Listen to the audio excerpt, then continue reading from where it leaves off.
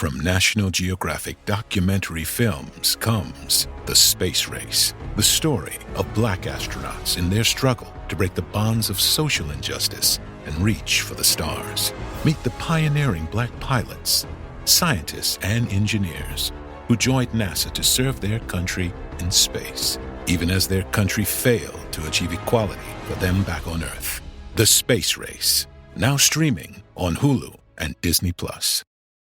I think should make decisions about our lives based not on how can I pass on as many genes as I want to, but what's going to make me happy and what's going to make people in my life happier. That was Dr. Steve Stewart-Williams on Psychologists Off the Clock.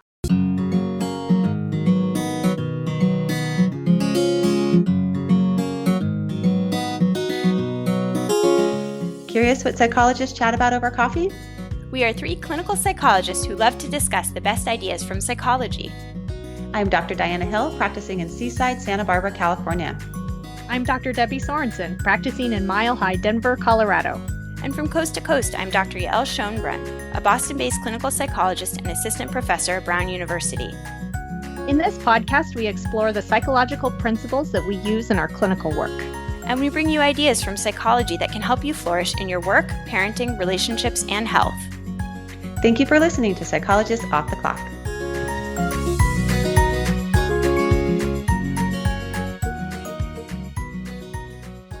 We've been on a bit of an evolutionary science trend recently, which I have loved. So in this episode, I spoke with an evolutionary psychologist, Steve Stewart-Williams, who recently came out with a really cool book called The Ape That Understood the Universe: How the Mind and Culture Evolve. And this book takes a really novel approach. It encourages the reader to take a look at humankind from the alien perspective. I love that idea of the alien perspective on humans. It really gives us a chance to look at ourselves as a species, which can really change the way we're thinking about ourselves. I was a double major in psychology and anthropology in college, and I took a class called The Human Animal. And I think about that class a lot because I think we don't think of ourselves as a species or in this sort of global perspective very often. We're so caught up in our day-to-day that we forget sometimes to shift into this bigger, perspective shift and looking at things from this way. I also really like the alien perspective exercise because it reminds me of actually an ACT in the self as context component of ACT, which is where we encourage our clients to shift perspectives in order to get more information or different information, a different frame, as what Matthew Blatt and RFT would say, a different frame on what we're looking at. And so it's really helpful to look at ourselves as a species from this different perspective. Absolutely. And I think it's so useful. But what I think is really interesting, and this came up early on in my conversation with Dr. Stewart-Williams, is that looking at ourselves in this way can sometimes be a little bit of a minefield. So we're going through a really important period of time, politically and otherwise, where exploration of things like gender differences and romantic behaviors is really under scrutiny.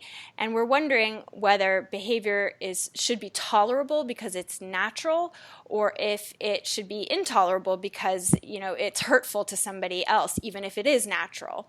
And so I think that those are really important things that come up when you're talking about evolutionary science. Yeah, and what I really like as you were talking to Dr. Stewart-Williams in this interview, Yael, is that he makes it really clear that just because a behavior happens to be, quote, natural or based in evolution doesn't mean that it's moral or helpful or acceptable. And this is a really important idea, too, when we think about in our own lives moving toward our values, even when it might go against some sort of urge or drive or thought or emotion that we're having, we can still sometimes do better. Yeah, it makes me think about actually in a couple of weeks, we're going to have Stefan Guyane on, who talks all about our eating behavior. And it really relates to our relationship with, eating and also exercise, that sometimes our urge, our instinct goes against our values around how we want to take care of ourselves. So this is a helpful way to view some of the behaviors that we're getting kind of entangled with. Yeah. And another quick personal example that always comes up for me is about parenthood. I mean, we're sort of wired wired to respond to our kids, right? If they're sad, it sort of triggers an urge in us to take care of them.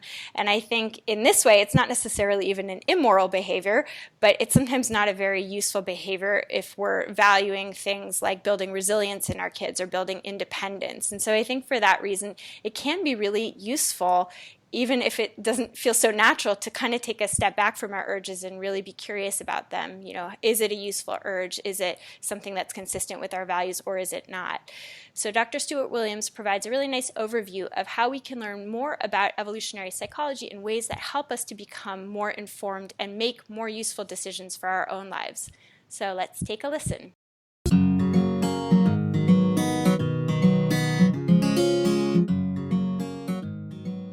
In this episode, I have the privilege of speaking with Dr. Steve Stewart-Williams, professor of psychology at Nottingham University, Malaysia campus, and the author of the just-released book, The Ape That Understood the Universe: How the Mind and Culture Evolve. And I'll quickly mention that I'm speaking to him from Boston while he's in Malaysia, so if there's any audio issues, you'll understand why. We are going to discuss Dr. Stewart-Williams' mind-bending book, which offers readers an opportunity to step away from their held understanding of human nature by turning it upside down and inside out.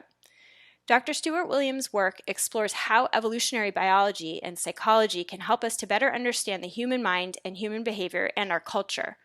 His work focuses on altruism, sex differences, and the philosophical implications of evolutionary theory. He draws on animal research, cross-cultural research, and laboratory research to help us learn about how the mind and culture evolve. Steve, welcome. Thank you very much. Thanks for having me on. Your book sets the reader up to take on the alien perspective in exploring the human species, which is a pretty interesting approach. And it's an eye-opening opportunity to take on an outside view of ourselves. So I love so many of the lines in your book, and I love the premise of the book, but one of my favorite lines underscores how confusing we might be for an alien. You write, "A lot of what we do makes about as much adaptive sense as a hedgehog rolling into a ball in the face of oncoming traffic." So while we like to think evolution helps us to be adaptive and intelligent about behaviors, apparently we're not quite right. Sure. Okay, so that line refers to a phenomenon called evolutionary mismatch. And the basic idea here is, so the hedgehog crossing the road, right? So imagine it's late at night and there's a hedgehog wandering around the forest happily. Suddenly it comes to this strange area of forest, which is actually a road. Decides it wants to walk across the road, starts walking across. Suddenly, though, there are two lights shining down on the hedgehog. It's a car in the distance heading toward the hedgehog. What the hedgehog probably should do in that circumstance is run for it. Try to get off the road as quickly as it possibly can before it gets turned into a pancake. Unfortunately, though, the hedgehog isn't going to do that. What it's probably going to do is it's going to get a shock, and it's going to roll up into a big spiky ball and just stay right there. Now, rolling up into a spiky ball is quite useful in its natural setting. Like if a predator comes along, starts sniffing around, maybe seeing this hedgehog is going to make a good meal. If it rolls up into a spiky ball, that might dissuade the predator. But when it's face to face with a car, that's really not going to work. So that's not adaptive behavior. And the question is, what does that mean? That does that like falsify an evolutionary account of hedgehog behavior? The answer is that it doesn't, and the reason is that the road isn't the natural environment in which the hedgehog evolved. You know, roads are very, very new. They're evolutionarily novel situations for a hedgehog. It hasn't evolved any kind of adaptive response to that particular threat. The moral of that story for us is that in a lot of ways, we're in the same boat as the hedgehog. So in a lot of ways, the environment that we currently live in is very different than the one in which our species spent most of its evolutionary history. A good example, maybe the best known example, is that human beings, like a lot of primates, we have a sweet tooth. Okay, we really, really love sweet food. We like to eat as much of it as we can. And in our natural setting, like throughout the vast majority of our evolutionary history, that was fine. That motivated us to eat good, calorie-rich sources of food whenever we had the opportunity. In our modern environment, though, that's not a recipe for success. We can just eat too much really, really bad food. We can eat too much chocolate and cheesecakes and desserts and blah, blah, blah. We can eat pretty much an unlimited amount to the detriment of our health.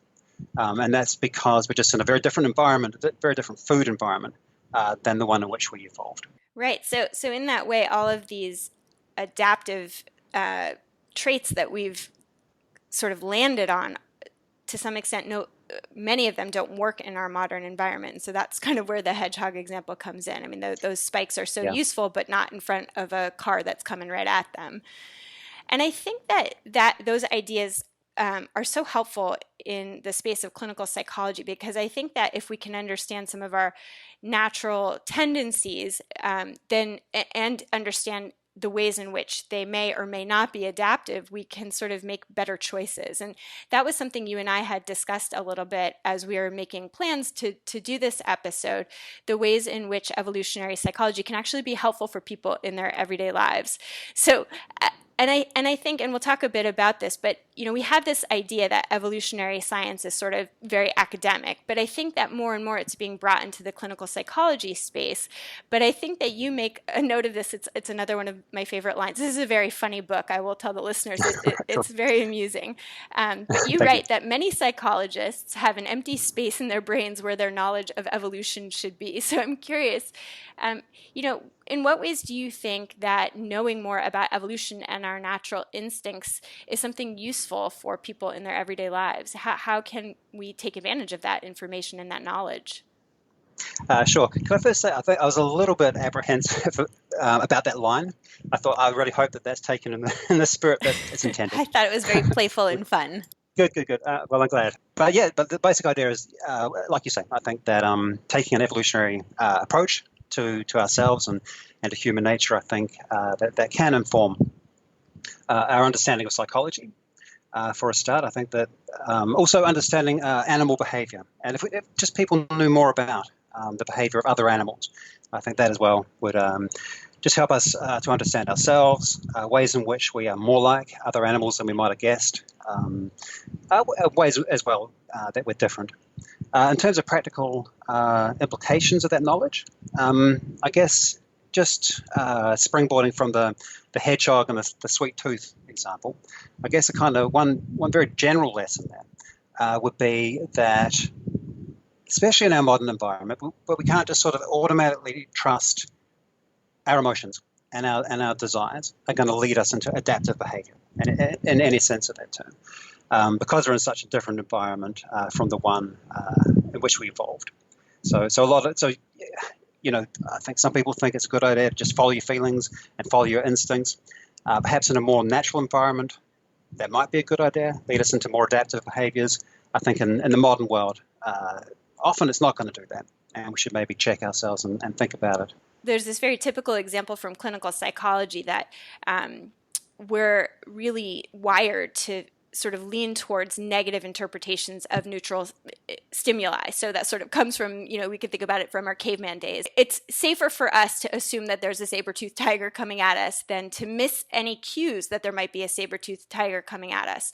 And so for that reason, we might assume that a negative event is on the horizon when it isn't. And at one period of time in our sort of evolutionary history, that might have served us well. But in our current modern environment, where for the most part there's very few, relatively speaking, dangers that are sort of going to come at us from our natural environment, and we're well protected. We have shelter, from the elements, and we're not in as much danger, and yet we feel this sense of, there could be danger lurking around every corner. And I think what you're saying is that it can be helpful to recognize that sometimes our emotions are less informative than they are sort of a bit of an evolutionary mismatch for our modern environment. Yeah, indeed. So I think if you understand that principle you're talking about, where we have this negativity bias, just understanding that potentially could let us take a step back from those emotions and just kind of defuse them a bit. Just understanding, why do I feel so nervous about this? Well, there is a quite strong evolutionary rationale for why I might be over worrying about this, and just I think potentially just understanding that could scale back the strength of that negative response and the strength of that worry potentially. There's a converse as well, though, which I think is perhaps that in other ways we don't worry enough about certain things, maybe not as individuals, but as a society. There are perhaps evolutionarily novel threats. Oh, like what? Give us some examples. Well, global warming would be one example, I think. It's completely evolutionarily unprecedented. It's not the sort of thing that we've evolved to worry about. So I think, and it's something that I think that we should worry about as a society at least, because it doesn't come so naturally to us as perhaps a taste. It's like an acquired taste. We need to learn to worry an appropriate amount about things like that. Right. And I guess also things like Big Macs. Eating too many Big Macs, eating too much junk food, things like that. Yeah, that sweet tooth, that desire for fatty foods. Indeed. We need to make sure that we are worried enough about that. Yeah. Not to the point of an anxiety disorder, but just that these are bad for you if you eat them too much. Yeah, this idea is really built into one of the very popular and evidence-based approaches to doing therapy called acceptance and commitment therapy. And in this kind of therapy, what clinical psychologists do is they help their patients, their clients, to identify both the emotions but also the values, and then better clarity on their present circumstances. And so I think from an evolutionary point of view, it's kind of useful to take in the information, but then take a step back and use that as one piece of information instead of emotions being the entire driver of all behavioral decisions.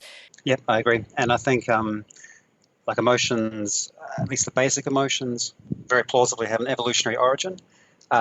And what that means is that their function is not to make you happy. It's not to make the world a better place. The function of those emotions ultimately is just to pass on the genes that gave rise to those emotions in the first place, that caused their development. Unless, most people, I don't think that its main value in life is to pass on their genes. That I think would be a very strange value to hold. I think people value other things, and so I think it's good for them to know that these basic emotions and motivations, that kind of thing, that they don't necessarily align with your values. They instead are just about passing on the genes, giving rise to them. If that's not your value as an individual that you want to focus on in your life, then you should do some second guessing of your emotions and motivations. Right. Jonathan Haidt, who's a moral psychologist, has this great line where he sort of says, there's kind of two questions that we can ask. What is the point of life, and what's the point within life? And I think that you're sort of pointing to that. And what you're sort of pointing to, and you talk about in great detail in your book, is that the purpose of life is really to pass on genes. And so I wonder if you could talk us through, it's a very complex idea, but I wonder if you could talk us through some of the generalities of the gene machine idea. So for those of you who don't remember evolutionary science from high school or college, Steve's book offers a great in-depth exploration of the workings of natural selection. So I wonder if you could talk us through some of that. Yeah, okay. So it is quite a complex idea, but I think probably the simplest way I can think of to articulate the gene machine idea is just simply that organisms are designed in quote marks, designed by natural selection to pass on their genes. And the rationale for that is pretty simple, really. It's that if you imagine any gene, if that gene has effects on the organism that mean that organism won't pass on its genes, or that mean that organism will pass on its genes at a slower rate than its next door neighbor, that gene is going to eventually just evaporate from the gene pool, disappear from the gene pool. And it's just going to leave genes that do have effects that mean that the organism with those genes will pass those genes on. Okay? Those are the genes that natural selection will retain. And the net effect of selection retaining genes that cause the organism in which they're found to pass on those genes is that organisms evolve into gene machines. They evolve basically into entities that look like their sole purpose in life is to propagate their genetic material, to pass on their genes in various different ways, mainly by having offspring. So that's the gene machine idea. Yeah, and I think that understanding sort of the importance of reproducing oneself and having offspring really sets you up to, as an evolutionary scientist, to really be interested in the relationship behavior on the level of sex, courtship, partnership, and parenting. And that's those are some of the areas that you dive into. And they're somewhat controversial. So I do want to have you talk to us a little bit about what we know about the evolution of sex, courtship, partnership, and parenting. But before we do, I was hoping that we could start off by talking a bit about why evolution science can be so controversial. Why, for example, is there so much controversy about sex differences? And this is kind of an interesting time for your book to be coming out because there's the backdrop of the Me Too and the Time's Up movement. So understandably, thinking about sex differences and sort of highlighting the biological differences and the rationale behind them and sort of, it can be something of a minefield. Yeah, indeed, that's very true. So why is it so controversial? I vacillate in my thoughts about that. So sometimes I think I don't really understand why it would be so controversial and why it would be quite so upsetting to people. The idea that in a certain number of traits there are generally quite modest average differences between the sexes. That on average the sexes are not identical. A lot of the traits where we have the differences are relatively neutral. They're not sort of things that, to my mind, would necessarily be too upsetting that there are average differences between the sexes. Like I say, the differences are often quite modest. The differences between the means are quite modest, and within each sex you get a lot of variation. And there's overlap between a lot of overlap usually between the variation for men versus women. A lot of the traits, I think, that are discussed in the book, if either sex comes off worse, it's often men rather than women. So, for instance, on average, men are more physically aggressive than women. That's a cross-culturally consistent kind of finding. And I think that puts men rather than women in a bad light, right? Like, unless one thinks that aggression is a desirable trait and violence is a desirable trait, then that's sort of saying that more men than women have this negative trait. So that's one reaction that I have, is that I don't fully understand why it's quite so controversial. I do think that one of the things that can be troubling is if people get this sense, and you sort of mentioned this before, that because if we say, there is a biological difference and there is something inherently different about men's level of aggression compared to women's level of aggression, that in some sense it almost gives permission for aggressive behavior. And so that maybe is a little bit of a danger zone to say, oh, well, it's natural and therefore okay. And I think you talk a lot about that in your book, that's actually not what evolutionary science tries to suggest. And in fact, quite the opposite. Just because it's natural does not mean it's okay or good or permissible. Absolutely, yeah. So the mistake of assuming that to say something is evolved means that it's necessarily good or morally permissible. That's often called the naturalistic fallacy. And yeah, it's quite a common reaction. Is to think that just because something is adaptive, it must be good, or it must be. To say something's adaptive in the evolutionary sense means that it must be adaptive in the everyday sense. In other words, adaptive in terms of creating a good life. It really doesn't imply that at all, like you say. So if men on average are more violent than women, which they seem to be, an evolutionary perspective may explain that, but there's no reason at all to think that explaining it is justifying it. I think that you need to draw quite a big distinction between explanation and our moral values, and we really shouldn't derive our moral values from our understanding of our evolutionary history and some of the sort of innate contributions. I think my favorite example, I think, is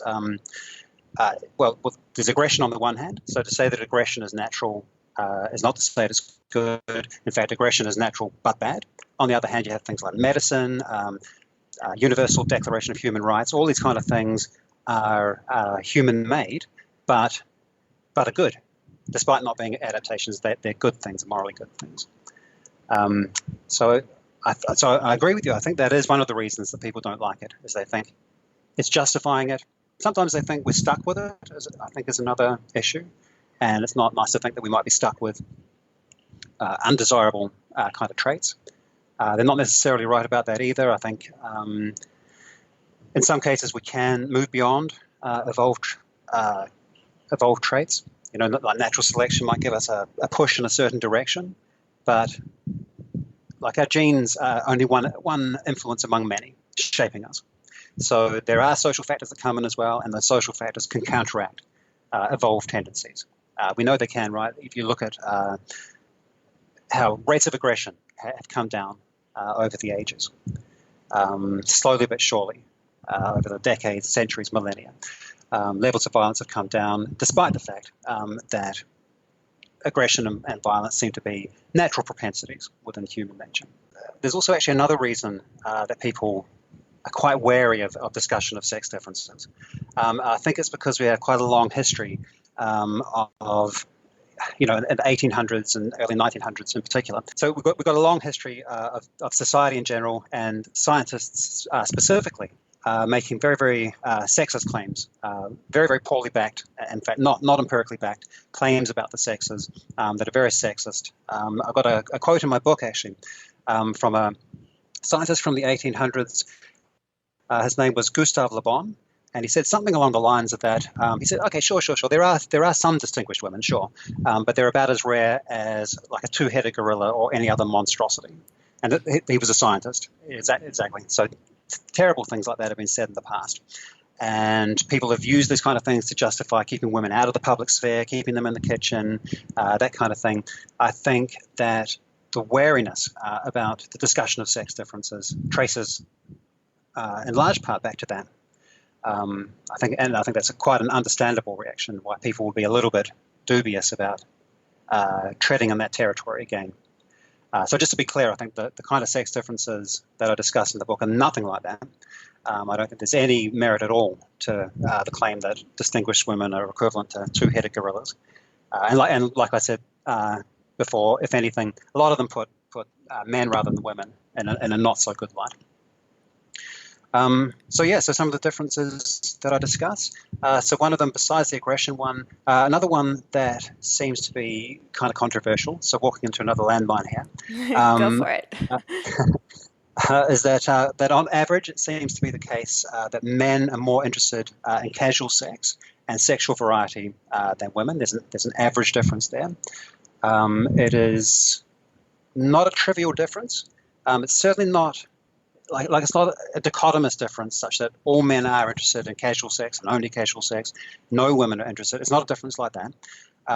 But it has an effect size, typical estimate, maybe like 0.8.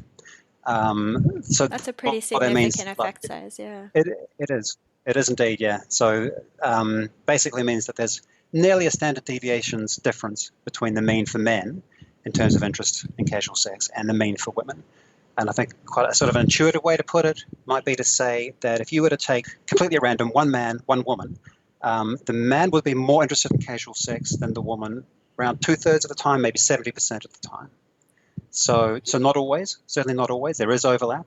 But well, I recall from your book, you described a really interesting study, and you can correct me if I get this wrong, but the study was something like the research assistants approaching men and women in a public space and basically hitting on them, and in some cases, inviting them to go back to their house to have casual sex. And what they found was that basically no women said yes to the invitation, at least for casual sex, whereas a good portion of the men did say yes. Am I remembering that right? Yeah. So no. So you're exactly right. That is what they found. They actually found that 75% of men said yes to the invitation. The exact wording was, "Would you go to bed with me?" I think, and 75% of men said yes to that. Of the remaining 25%, some of them. Most of them were sort of quite apologetic. Some of them said, "Well, thank you, but I'm meeting my fiance." Some of them even asked for a rain check, like I'm meeting my fiance, but maybe some other time. So 75% of men, as opposed to 0%, like you say, 0% of women in that study. It's been replicated various times. The exact numbers vary, of course. How do you know that that's not simply caused by social engineering and sort of the expectations that we place on men and women? And I'm sort of asking this question with a little bit of background, having read your book, but I wonder if you can explain sort of how you rule out culture as causing all of these kinds of differences, at least in the realm of casual sex. So yes, I wouldn't rule out that culture does play a role here. I think that's one of several factors. In the "Would you go to bed with me" study in particular, I think cultural norms would come into it. I think also that it's a lot riskier for a woman to go off with some random guy she doesn't know than it is for a guy to go off with some random woman that he doesn't know. So I think that's why it's such a big difference, even though other ways of measuring interest in casual sex, the difference isn't so big. But in terms of how do we know that it's not just culture, I think there are several lines of evidence that suggest that it's not just culture. One is that even when the culture pushes against this kind of tendency, the tendency seems to stubbornly remain. So we have a long history, Western societies, for instance, of trying to dampen men's stronger inclination for sexual variety and the like. Monogamy norms, threats of hellfire and damnation for sleeping with more than one person within the Christian moral system, for instance, social pressure not to engage in that. Despite all that, nonetheless, the sex difference does remain. Hence, that in a lot of cases, the sex difference appears despite culture. Another line of evidence is that there's a correlation within each sex, a correlation between testosterone levels, like prenatal testosterone levels, and interest in casual sex. And of course, and that's within sex, but of course, there's an average difference in prenatal testosterone between the sexes. And that's prenatally, right? So that suggests that probably socialization can't account for that aspect of it. If you find it in all different cultures, I think that as far as we know, wherever we have good data, we seem to find the same sex difference. It's pretty consistent. The sizes vary somewhat, but it's always comparable in terms of its magnitude, which again is easier to explain in evolutionary terms than in purely sociocultural terms. And then one last bit of evidence is that there's some evidence that in societies that are more sort of patriarchal and less gender equal, you actually find that the sex difference in interest in casual sex tends to be smaller rather than larger, which is kind of the opposite of what you'd expect based on a social role interpretation, and the idea that it just comes out of social roles, and therefore in societies with bigger social roles, you'd anticipate that difference would be larger rather than smaller. Sort of counterintuitively, it's the other way around. Wait, so societies that have more emphasis on having men in a patriarchal role, the men have less interest in casual sex? Well, the sex difference is smaller. Yeah. The sex difference is smaller. Yeah, exactly. And then in societies where people have more freedom, the social roles are not as strongly prescribed, and people have more scope to do what they want. The sex difference seems to grow somewhat, surprisingly enough. And it's not what you'd expect based on a social role interpretation. Yeah, it's also interesting in light of the fact that marital researchers have discovered that marriage actually provides more protective benefits for men than for women. So it always kind of strikes me, in the conversation where, men might talk about, greater interest in pursuing non-monogamy, that finding bears out pretty consistently in the marital literature, that there's benefits for both men and women in marriage, both for health, both in physical health and psychological health, but that the benefits tend to be larger for men. For men, I've read that. It's interesting, right? Really interesting. Yeah. And you know what? I think that's a really good example of how to say something is adaptive in the evolutionary sense is not necessarily to say that it's adaptive in the everyday sense or the sense that we care about, right? So it may be more adaptive for men to have sex with as many women as they can, have as many kids as they can, adaptive in the evolutionary sense. But who cares about that, right? Like a lot of men would probably be, not all, but a lot might be happier in a long-term relationship. They may have fewer offspring in that context, but who cares about that, right? I think should make decisions about our lives based not on how can I pass on as many genes as I want to, but what's going to make me happy and what's going to make people in my life happier. Right. And as a couples therapist, I think this comes up all the time in the therapy room, right? When you have a couple that comes in, and I've certainly seen that exact example where one of the partners might be interested in having an open relationship and the others, it's kind of a non-starter. And for them, that would mean an end to the relationship. And so, the individual with an interest in opening up the relationship has in several circumstances that I can think of, decided to just tolerate, not fulfilling that drive in order to hold on to that monogamous relationship with that one partner that they built a life with. And for them, I think that there's some discomfort and a sense of loss in not being able to pursue what their hormones or their emotions or even what their internal narrative might long for. But there's also a sense of real satisfaction in being able to decide, make good decisions, make not necessarily good decisions, but decisions that are value consistent in terms of prioritizing their primary partner and their relationship with their primary partner. Yeah, interesting. Yeah. And I guess we can't have it all, right? I think we do have conflicting desires. And so most people, not just men, but most people probably have some desire for sexual variety and also a desire for a long-term relationship. And sometimes you have to make a decision about which of those options you're going to pursue. Either way, you may potentially miss out on something, but gain something else. And I think what you're saying really lines up with a quote that I wrote down from your book, just because I really liked it. And that I'm going to read you a quote from your book, which is, whatever we do as humans, we're left with unfulfilled desires. Human beings are chronically conflicted animals. And that's because that's what selection made us. And so I think you're pointing to something that's so fundamental to being human, which is that we want lots of things, and often the things that we want are in different directions.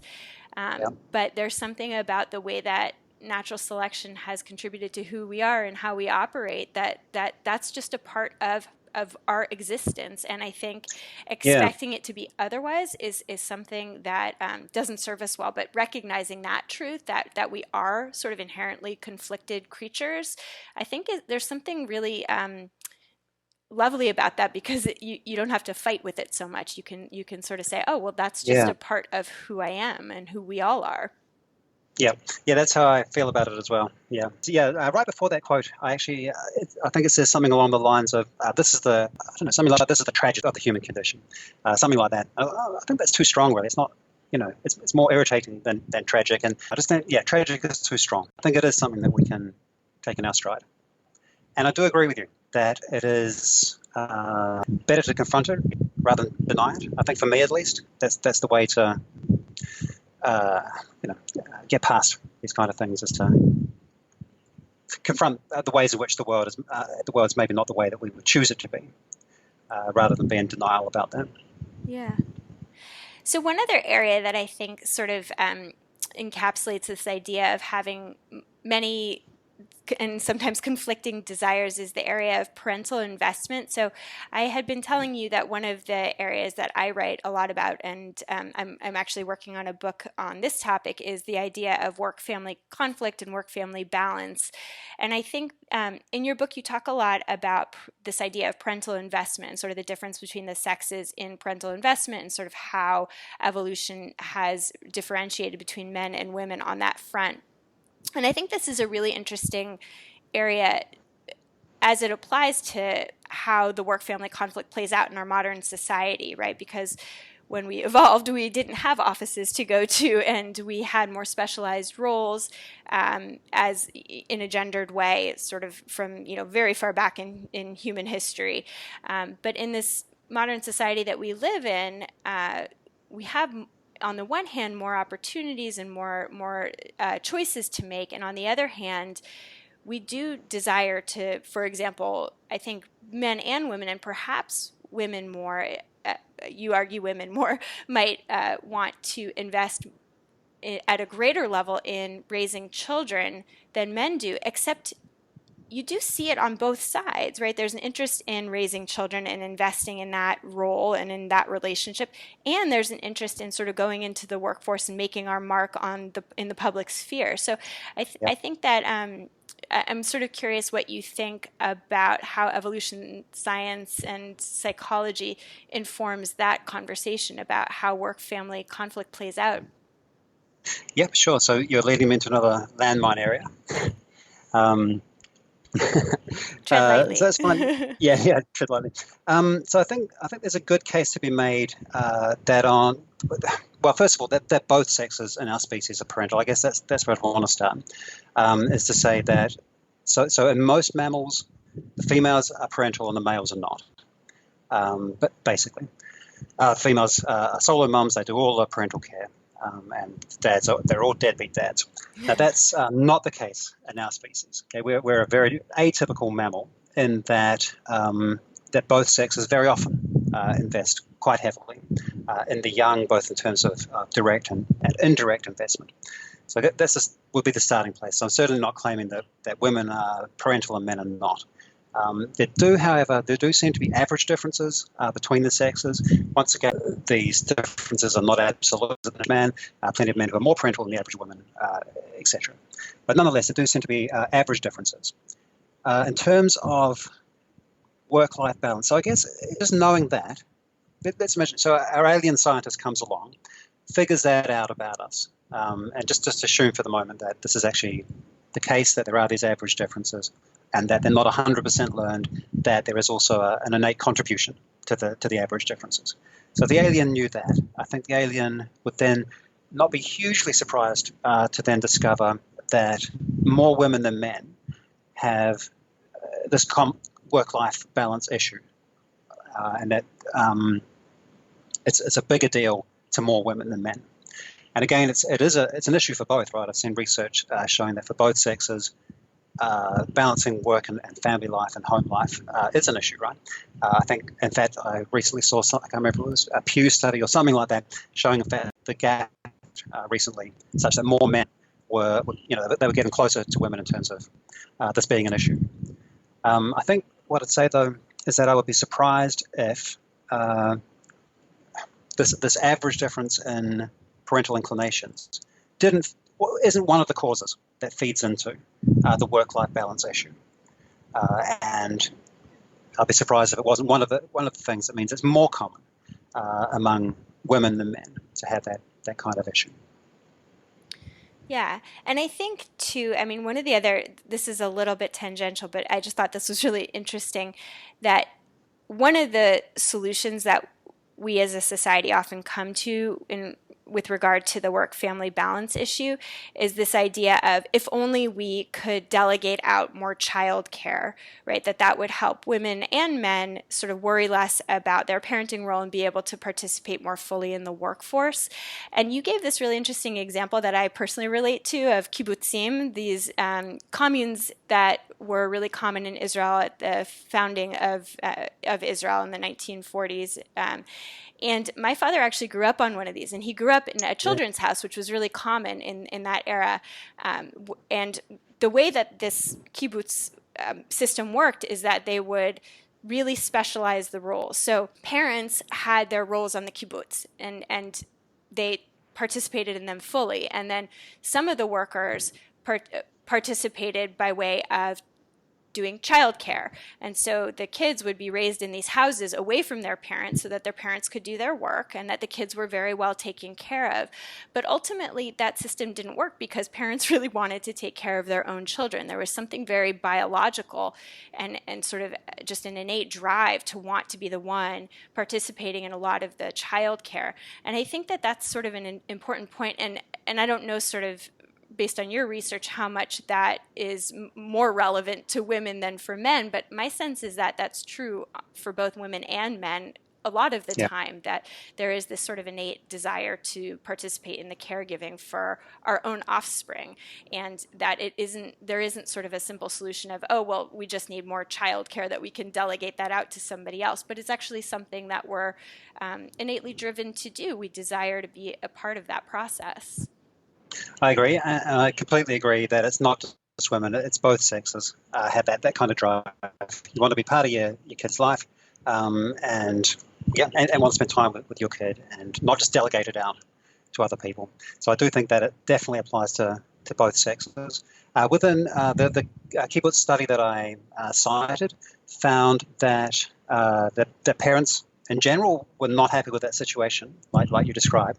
But that it was often the women in particular who were really instrumental in changing things, and often they were fighting against the men. In fact, so like a lot of the men were sort of holding out. They were saying, "No, that's a bourgeois kind of tendency, and it's the wrong way to do it, and we need to just carry on with the current arrangement." But the women in particular were really fighting which is interesting, right? Sort of suggests, at least in that case, that rather than being sort of forced into that role by the men, they had to rebel against those men in order to have a greater connection with their kids.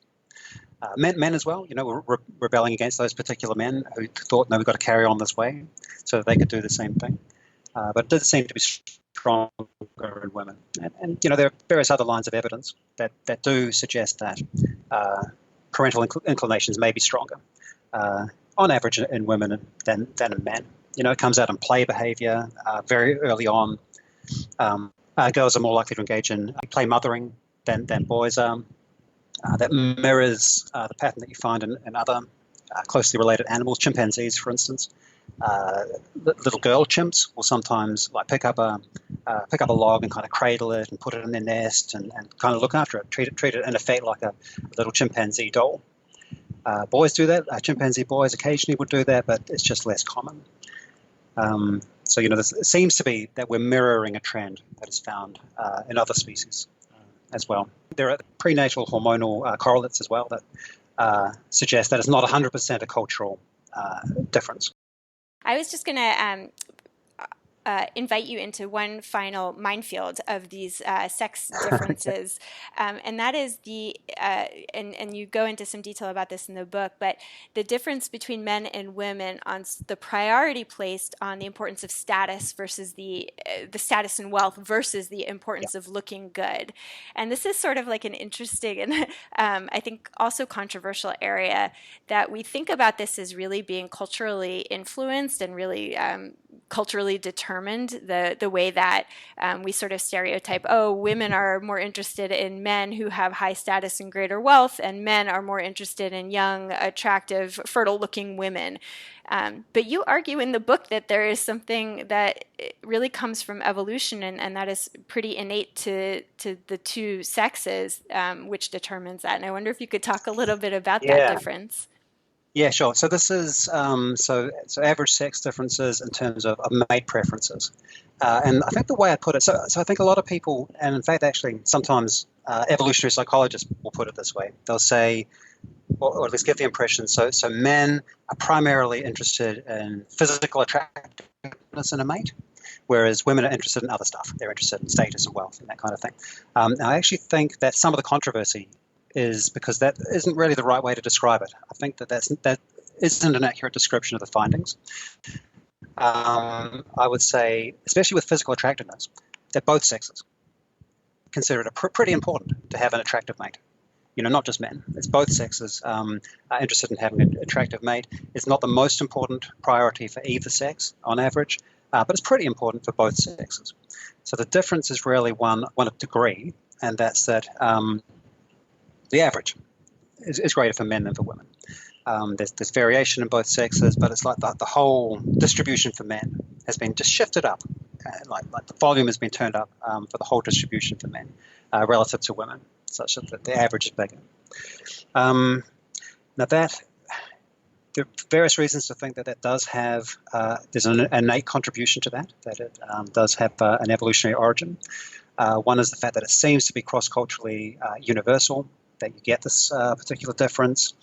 That's one line of evidence. There are various others as well. The theory behind it relates to fertility, and it relates to the fact that so fertility is related to age for both sexes, but the relationship is stronger for women than men. So fertility is more age dependent for women than men because of menopause. So for that reason, the idea is that men evolved to focus somewhat more, on cues to youthfulness than women did. Now, I think probably for both sexes, youthfulness looks better than, people prefer youthfulness in a mate. It just seems to be somewhat more of a priority for men than women. The argument being that that's primarily because of menopause. Other species like chimps, they don't have menopause. The females don't undergo menopause, so males don't have the preference for youthful females, which sort of fits quite nicely with the theory that it is about the age-fertility connection. So that's that landmine. The other one is the wealth and status one. And again, I guess I preface that by saying that it's not the be-all and end-all for most women. Some no doubt, but it's one thing among many that people want, that women want, along with physical attractiveness and intelligence and good character, emotional balance. A lot of those things, in fact, are actually usually more important to women than things like status and wealth. But again, the finding seems to be that across cultures, status and wealth are more important on average to women than is the case for men. Yeah, and we won't have time to go into it, but one of the areas that you talk about in your book is altruism and sort of how this idea of altruistic behavior has evolved. And I loved that. I love the point that altruism is something that we find attractive in mates too, and it's something that really drives interest in potential mates, and so it really isn't just those few either youth or status and wealth, but there's a whole lot of things that we desire, hence our inner conflict as human creatures. Indeed. And the altruism one, that's good news, right? Yeah, it's good news. So like a lot of the stuff coming out of evolutionary science is a bit of a bummer. Some of it is bad news, but that's one example where it's good news. And in fact, I think all the altruism stuff, I think, is probably the most optimistic section of the book. Yeah. And yeah. So if you're feeling bummed out, read that section if you want to undo exactly. the bummed out.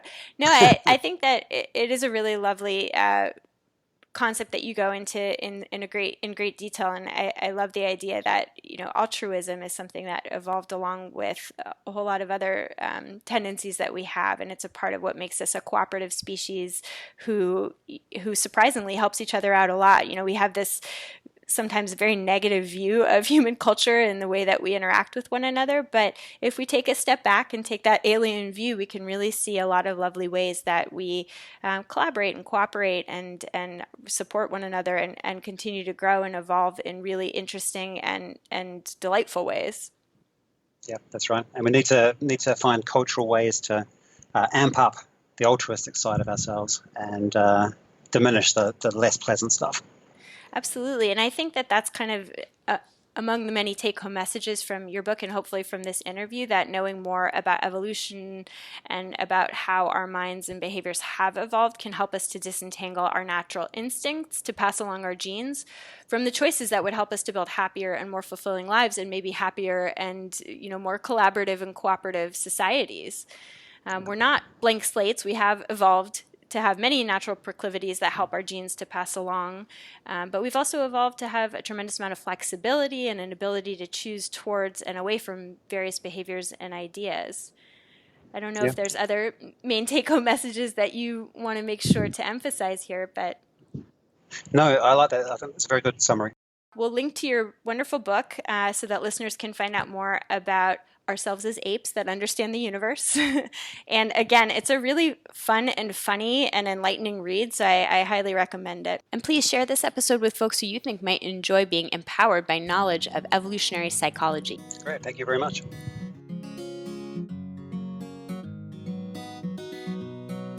Thank you for listening to Psychologists Off the Clock.